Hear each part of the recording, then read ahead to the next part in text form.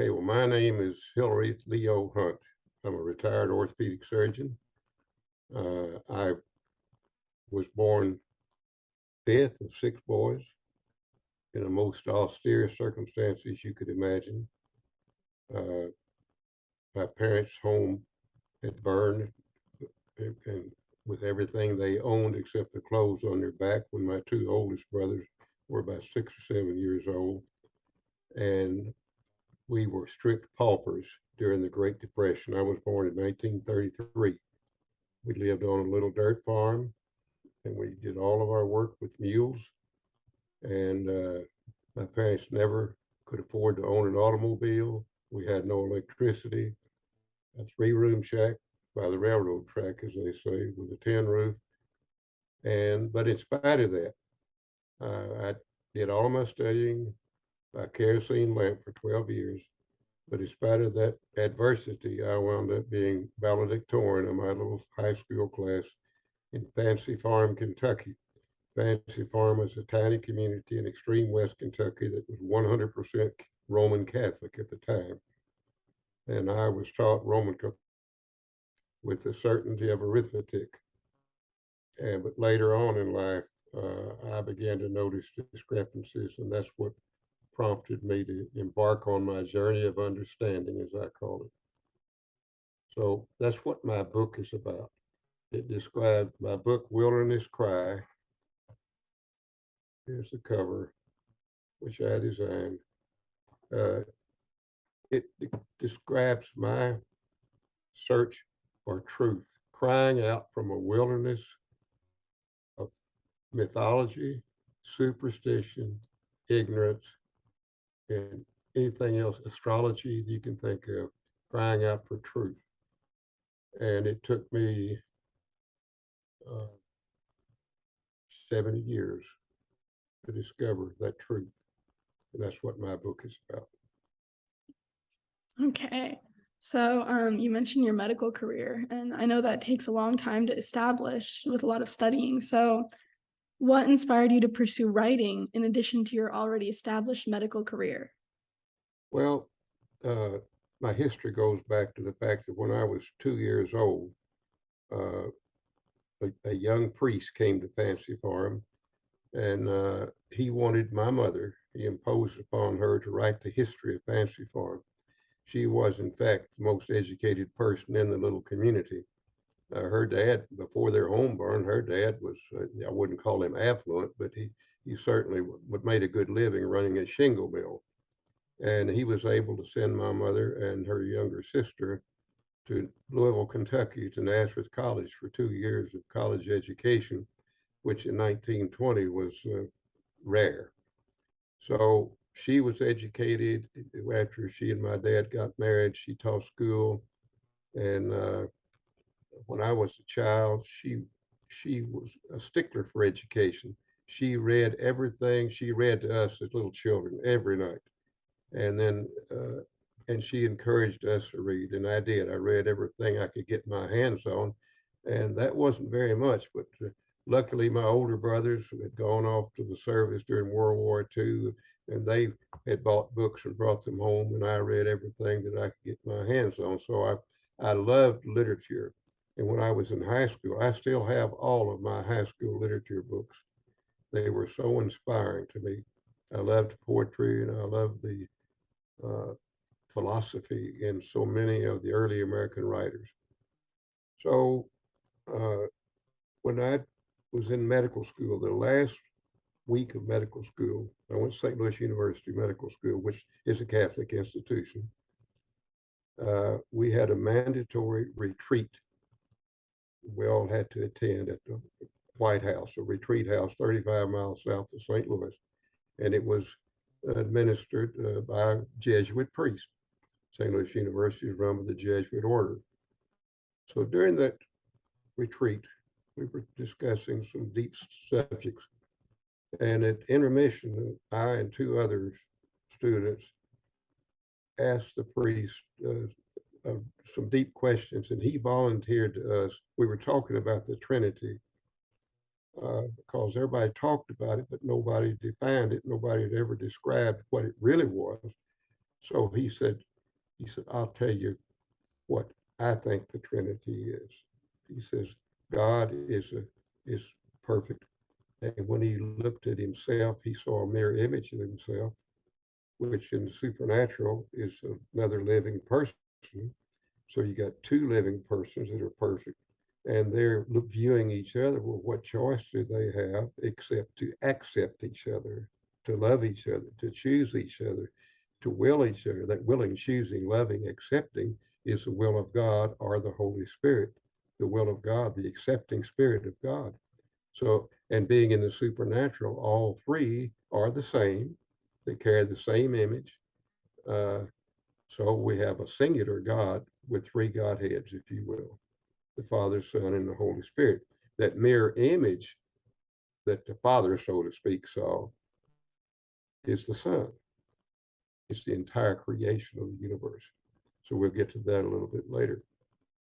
So uh, go on with your next question, if you will, then. Okay. So yeah, that's interesting. Literature is your background from when you were young. So what types of novels did you read then? You mentioned the great American novels. Uh, I, I, I used to, when I was a kid and a young adult, I enjoyed reading fiction. But then when I got out of college and in college, studying philosophy and logic and so forth, I completely lost interest in fiction. I was into I had been drilled and grilled with Catholicism as though it were absolute truth. And then I began to notice when I and my wife got married, we had 5 children. I was a pauper. I had made enough money farming to go through 2 years of medical school. But from there on, I had to borrow money to get through the last 2 years. And my wife was so involved and so accepting of our circumstances. And she worked when she could, but we managed to get through. And but in the meantime, the Catholic Church's rules about birth control and about literally everything uh, were smothering to ordinary people. And so I could see a gross injustice there.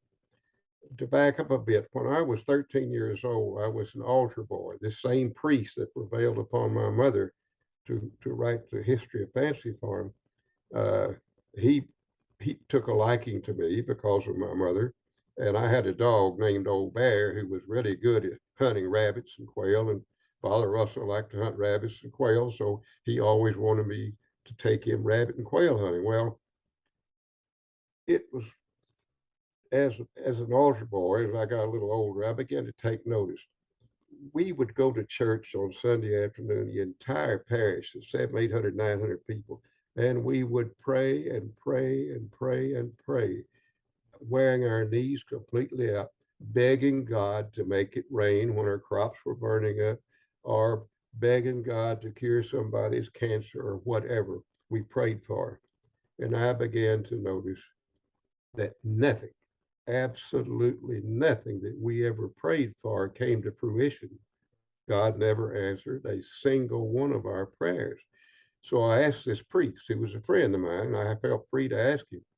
Uh, to preface that, most questions you ask, you were told to shut up, don't be asking questions. But I said, Father Russell, why is it that God won't answer our prayers? We're supposed to be his elite. And he fired right back at me. Very simply, he said, it's God's will. Well, I wasn't 13 years old, but I understood if that were the case, then all this praying we were doing was nonsense. We were asking this almighty God who had created the entire universe to change his mind about something. I knew that that was impossible, and I didn't know why at the time. But that's when I embarked on my journey of understanding. I said, I will find out. And then after getting through college and into college and studying logic and philosophy, I learned rapidly that nothing, absolutely nothing in this universe has meaning without an essential definition.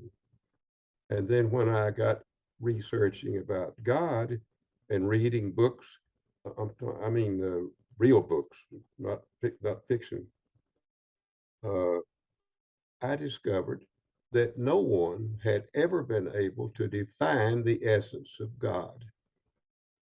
And I said, well, that's when I really got serious about I am going to make a concerted effort to define the essence of God. Well, by pure happenstance and luck, about 17 years ago now, I had stumbled onto this outfit, if you want to call it that, called Great Courses. And I had ordered some of them, and I found them to be extremely informative. And one of the courses that I took was a course in calculus. I didn't get a chance to take calculus, neither high school or college, because I only went to college 3 years. I got accepted to medical school, which was a rarity back in those days, after 3 years. So I really regretted that I never got to study higher mathematics. So I took this course, and I was just enthused with it. It was put on actually by the professor from the University of Texas, right under my nose, where I'd gone to school. So, so then I came, took a lot of other courses, and then I stumbled upon this course called quantum mechanics, or otherwise known as particle physics. Now, classical physics is what we see in the gross world. We all know that a falling object does this, that, and the other, and we understand gravity and all that's called classical physics. But particle physics is the study of the most minute particles of energy, which cannot be further subdivided. And that's where I learned that everything in this universe is made up of these tiny, perfect particles of energy with names such as photons, electrons, quarks, bosons, etc. And I also discovered that each of those particles, each of its kind, is perfect in both form and function. None is distinguishable from its counterparts. In other words, it has no distinguishing characteristic, can't be marked.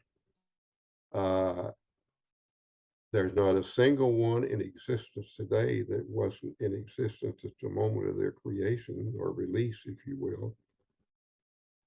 So, what are we talking about? Something that is perfect in both form and function, something that is unchanging and unchangeable, something that's indistinguishable.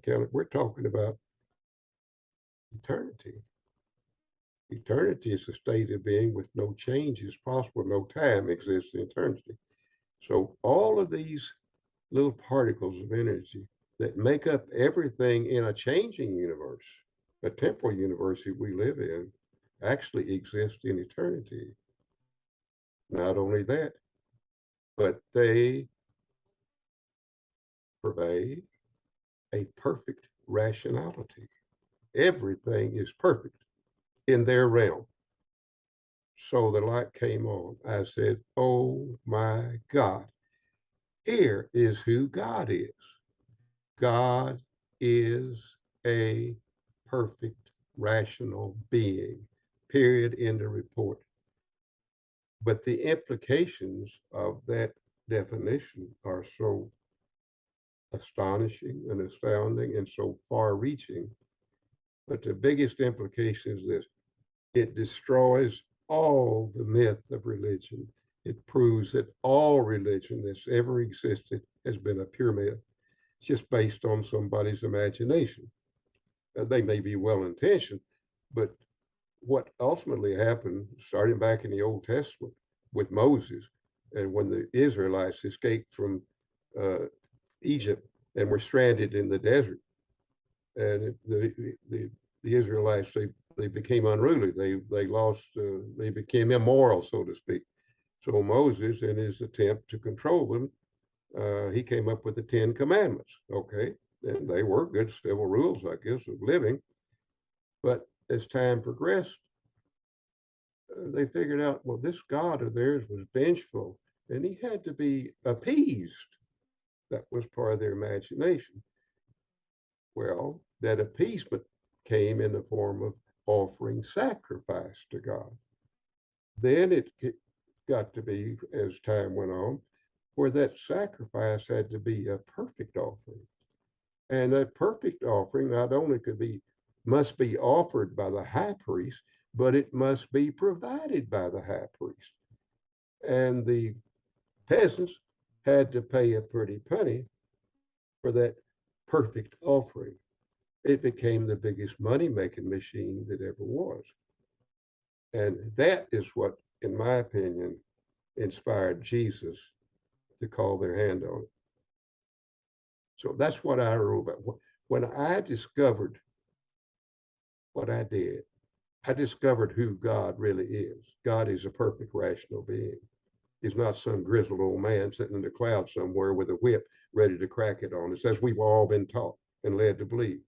So each person who tries to visualize God, they're seeing each one has his own personal God, so to speak. There are no two, there have been billions and billions and billions and billions of gods, but no two of them alike.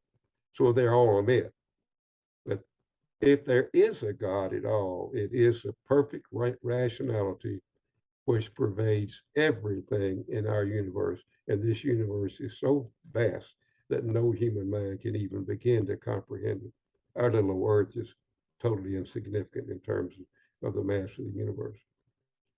So when I discovered that, I said to myself, I must share this with the rest of the world. And that's when I sat down to write my little book. It took me about 5 years to write it. I included everything that I thought was significant and really pertinent to the subject. I didn't want it to ramble all over the face of the earth. I just wanted it to be concise and to the point and to dispel all the myths that we have been taught. And literally everybody in the universe, everybody on this earth has been taught. Whatever they've been taught has been incorrect. So that was my purpose in writing this book. And I have, I wasn't a polished writer by any means. I'd never written anything before. Well, I'd never written anything of significance before in my life. When I was in high school, the state of Kentucky used to have a soil conservation essay contest every year. And as it started my junior year, my sophomore year, and I came in second in my sophomore year, and I won it my junior and senior years. So I I guess I did have a little skill in writing, but I'd never written a book or anything like that before. Since then, I've written three others. Two of them are sequels, more or less sequels to Wilderness Cry. Uh, the first one, if you care, I'll show it to you, is Peace and Spirituality. This is a this is a natural spin-off of Wilderness Cry, of that philosophy of who God is. And this next one was Provocative Catholic, which includes pretty much everything that's in Peace and Spirituality with further elaboration. So, Yeah, so you're building a collection with your works then. I'm sorry. You're building a collection with your works then. Well, this is, and then on top of that, uh, I was, being born up in a rural setting. I was born with a shotgun in my hand, so to speak. We were hunters. We lived off the land. The most meat we had to eat was squirrel and rabbits that we killed and trapped. We didn't have the luxury of eating chicken even. So as I was had quail dogs and I would go. I wound up my practicing orthopedic surgery in Paducah, Kentucky, which is 25 miles from the little town of Fancy Farm. But Fancy Farm was my old stomping ground, so to speak. So I would go there and meet with my buddies and quail hunt. And I would be telling a tale of something that happened way back when. They said, Dr. Hunt, you ought to write a book. Dr. Hunt, you ought to write a book. And I'd think to myself, well, they don't know what writing books is all about. Well, guess what? About 5 years ago, I'm almost 89 years old. About 5 years ago, all of a sudden I had lots of questions. And guess what? There was absolutely no one available to answer those questions. Not a single soul alive. So that's when I decided it was imperative that I write this little book, which is a semi-autobiography and semi-historical, and it's called Growing Up in Fancy Farm, Kentucky. And I'm guarantee you one thing, for the moment I announced that I had written that little book, I couldn't get them mailed out all over this country fast enough to. There are a million people from Fancy Farm. They're all over the United States, American, foreign country, and I've had to send them to many foreign countries. I mean, they wanted to know what this growing up in Fancy Farm was all about. So it's just about me and my life and my family and my surroundings and my friends and my schooling and my church and the whole ball of wax. And even if I do see so, I think it's quite entertaining. But there's so many historical facts in there that would not be available at all otherwise. That's the reason why I wrote the book. I wrote it for prosperity. That's good. It's good to have these things written down for the future when Yeah, people are wondering what it's like. yes. So, what is your favorite scene, story, or aspect of Wilderness Cry? The most favorite thing is my startling discovery of who God is. I was able to define some of the greatest thinkers the world has ever known have spent their entire lives trying to define the essence of God. But because they had no clue about particle physics or quantum mechanics, they were unable to do so. They couldn't put a parameter on God, if you will. And the only parameter that God has is the entire universe. And you can't say even that is a parameter, but I can say explicitly that there is absolutely no truth in this universe that is not encompassed in that perfect rational being. There is a perfect rationality that pervades everything. And I think I explained this in one chapter uh, where I talk about how there is absolutely nothing that has ever happened in this universe or ever will happen that is not an absolute perfect example of what it is, what it was intended to be. And I give the example of throwing glass tumblers against a brick fireplace, and they would have similar actions and reactions, but they would be different because the circumstances leading up to those two actions were different. So the results were different. The, the glass would shatter and scatter out and placed in pieces, varying size, shapes, descriptions all over the area. But even though I threw two glass tumblers that looked identical, but I could not throw them at exactly the same velocity. They didn't strike the fireplace at the exact angle. So there were many variables. So the result was different, but similar, but different, but perfect for its set of circumstances, you see. So there's nothing in this universe that's ever happened that's not an absolute perfect example of what it was intended to be. And that was the most startling thing, I think.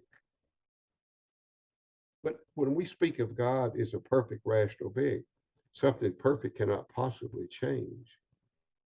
If it can't be hurt or can't be helped. If it could be hurt, that would mean it had cracks in its armor. It wasn't perfect at all, where noxious agents could get in and harm it. If it could be pleased, that means it was missing like I call it a pleasure port. It wasn't complete at all. It wasn't perfect at all. It was missing something. So when you say God is a perfect rational being, we can't hurt God. We can't help God. We can't please God. We can't. All that was fabricated for purposes of controlling us. And number one, power, money, power, control, and then extracting our money. Religion is the biggest money making machine the world has ever known. But at the same time, religion is the most destructive force the world has ever known. It Look at the world right now. It's in it's in danger of blowing it. This earth is in danger right now of going into extermination. right this minute. And why?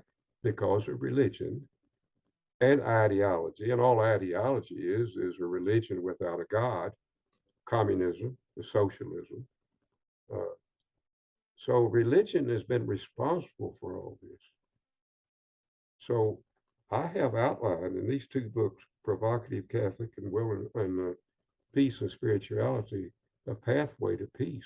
It's not going to happen. I'll bet my britches on that. Not anyway soon. Now, that don't mean it might not happen 7 million years from now.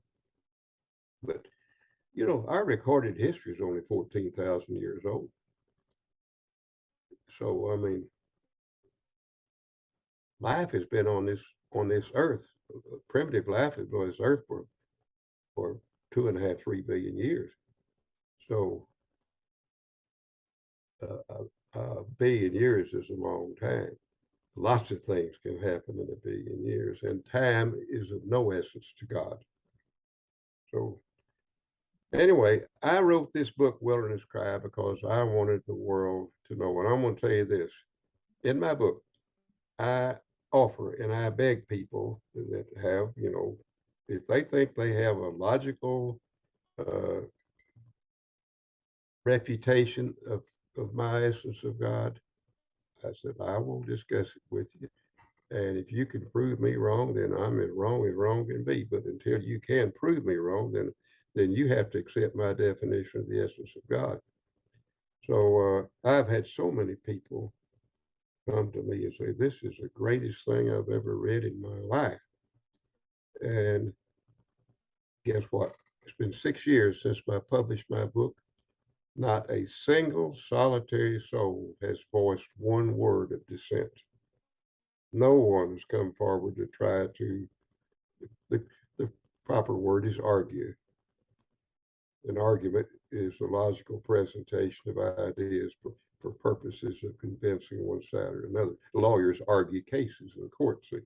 So a lot of people think of argument as a fuss or a fight, but no, no one has stepped forward to argue with me about my definition of the essence of God. So I'm so happy that I published this book. I would give anything if I had the resources or know-how to really share it worldwide, but I don't. I have neither. So I'm just have to be content with what I've been able to do on my own and what Amazon has done and Facebook and so forth.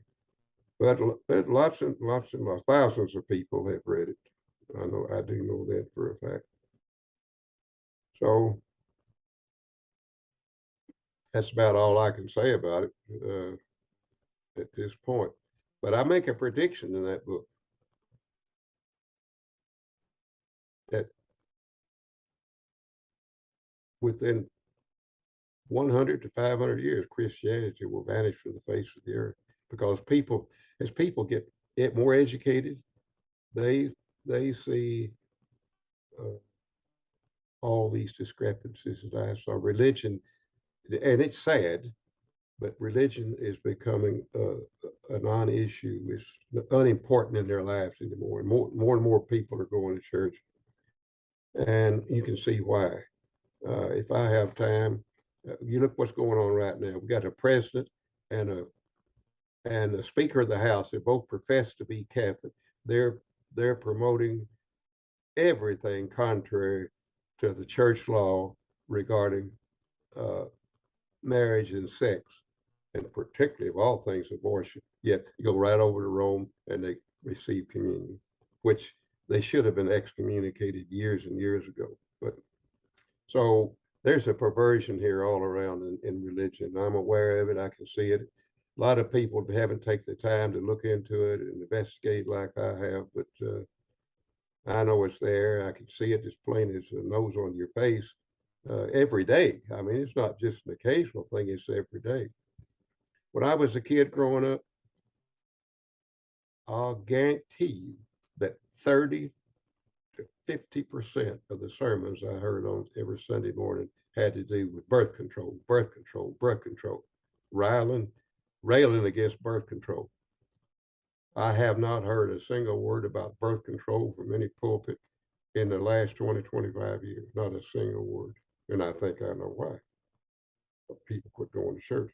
They're going to practice birth control, and they certainly do. Catholics practice birth control just like it has always been in style, but it hasn't always been in style. And that aggravates the daylights out of me, but that shows the two-facedness, if you will, of religion. So they speak out of both sides of their mouth.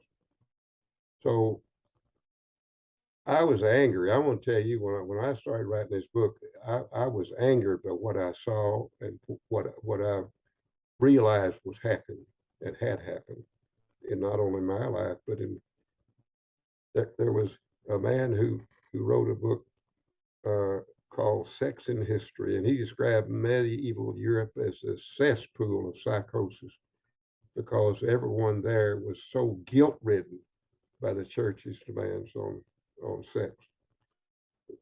A perfectly normal, human, God-given instinct, and they were being told that they were immoral and to the point that they were becoming insane about it. So, and in my medical practice, I've witnessed so many such cases. Even as an orthopedic surgeon, when I did family practice for 2 years. But anyway, I witnessed so many cases that people come in with, women particularly come in with all kinds of phantom symptoms, all because of psychological changes from religion. So it's a big ball of wax. It's hard to, you can't even begin to talk about it all in 15, 20, 30 minutes, but that's an overview from my standpoint. Yeah, I think that's a lot of there's a lot of issues with organized religion, so it's nice to see your take on it. So how do you balance your writing career with your personal life, and what advice do you have for aspiring writers? Well, when I decided to write, uh, first of all, if you have something to say, sit down and write it. Don't be afraid. If you don't have anything to say, be quiet. But if you have something you think philosophical to say, write it down, publish it. If you have something that you think would be entertaining to other people, write it down. Don't be afraid. Uh, Amazon will publish it for nothing. Uh, they'll even proofread it for you for a little bit. So if that's my only advice. If you have something to say it. Whether it's philosophy or whether it's fiction, uh, put it in writing. Don't be afraid. Um, as far as my life, I'm 89 years old almost. I'm crippled all over my hips and back, but I still have two big gardens, and I play golf still. My wife and I grow two big gardens. We have a charity community kitchen here in Paducah, Kentucky, and we produce lots and lots of food for them. And we do it. I do it for two reasons. Number one, I think it's a great cause, and number two, I enjoy doing it. So it's a selfish reason. Everything we do is selfish, by the way. If we don't, that's the way we are. Everything in this universe is selfish. It has to be that way. That's the way God made it. Otherwise, if if there were no selfishness, there would be no need. If there were no need, there would be no change. And if there were no change, there'd be no time. It would be only eternity. So it's a it is an enigma, so to speak, that everything this changing universe is made out of exists in eternity, and that eternity is that thing is God. But everything in the temporal universe is selfish because it's constantly changing. It has a need. It's trying to balance itself. If it ever succeeds, then the earth will stand still, the entire universe will stand still, and it'll be in eternity also. But right now, we're in a temporal existence of change, which means selfishness. And selfishness, everybody thinks the word selfishness as being evil. Well, extremes of selfishness can be a societal evil, but the universe couldn't function if it weren't selfish. That's the bottom line. And I make a big point of that in my book, by the way. Okay, well, that's all the questions that I had for you, but thank you for talking with me. It was really interesting to see your take on like existence in general. It's nice to see a scientific basis for theology. So, Yes. yeah, do you have anything else that you want to add before we close? Uh, Not really. I mean, I could talk forever about it, but I think I've hit the highlights. My biggest point is this: God is perfect and unchangeable. You're wasting your time. Our only legitimate prayer is a great big thank you, God, for my life, for my sustenance, and for my salvation, for your love of me. That's the only legitimate prayer we have. All the begging and pleading and asking God to do something that He's not going to do, He can't do, as a matter of fact. God can't. You say God's all powerful. He's only all powerful to do what He set out to do in the first place, which He's already done. But He's not going to. He's not going to change His mind about anything. The die is cast.